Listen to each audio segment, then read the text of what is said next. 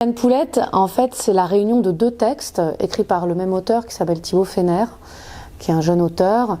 Donc le premier texte, c'est Le Camp des Malheureux, et le deuxième s'appelle La Londonienne. C'est deux monologues qui sont joués donc par la même actrice. Et ce qu'il y a d'un petit peu particulier dans ce diptyque, c'est qu'en fait, l'auteur Thibaut les a écrits à 5-6 ans d'intervalle, je crois. Mais en fait, c'est les mêmes personnages qui reviennent d'un texte à l'autre. Donc voilà, le premier, c'est l'histoire donc de Morgane Poulette, qui est une espèce de chanteuse un peu junkie, et qui a une aventure avec un acteur à Londres. Et la deuxième partie, c'est le deuil de Morgane Poulette une fois que cet homme-là est mort. Alors, ça peut être une suite, mais ça peut être aussi deux variantes sur la même chose, en fait, deux possibilités.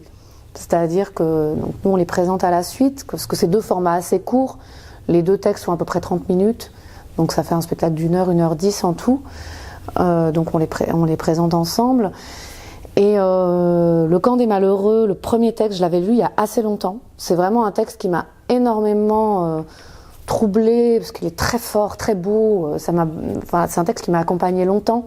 Et pendant longtemps, je me demandais comment traiter ce texte au théâtre. Et Thibaut, l'auteur, donc, m'a envoyé la deuxième partie, La Londonienne, quand on était en tournée de Temps Universel +1 avec Pearl il y a 2 ans. Et très vite, on s'est dit qu'on avait envie de le faire, quoi. Voilà. Et bon, c'était joli en plus que Pearl soit une vraie londonienne. Donc ça, c'était aussi la chose qui était un peu une évidence, d'autant que dans le texte, il y a un rapport à la langue très fort. Ça passe parfois du français à l'anglais, plus sur une question musicale, puisque ça parle beaucoup du rapport à la musique, puisqu'elle est chanteuse. Donc on ne sait jamais exactement le type de musique qu'elle fait, mais en tout cas, il y a quelque chose sur l'histoire du rock et sur l'histoire du politique aussi. Il y a cette très belle phrase où il dit avec l'enterrement de la classe ouvrière, il y a quelque chose de l'histoire du rock'n'roll qui descend au tombeau. Et c'est vraiment le cœur pour moi de cette écriture, en fait. C'est comment le politique et l'intime se rejoignent à un endroit très fort. Voilà. Et c'est une langue assez incroyable. C'est à la fois... ça peut être un roman, un récit, un film. C'est tout ça à la fois. Du coup, donc, on traite les deux parties à la suite qui sont séparées par un petit moment de voix off.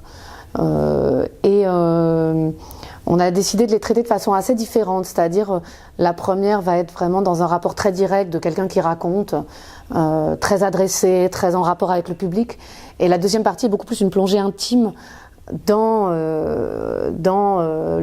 l'espace mental et la psyché de Morgane Poulette. Donc ça va être une partie beaucoup plus visuelle, où il y a évidemment le texte, mais du coup qui est beaucoup plus comme un tableau, comme si on rentrait dans le tableau. Au départ, le tableau nous est adressé, il nous parle, et dans la deuxième partie, on est avec elle dans cet environnement-là.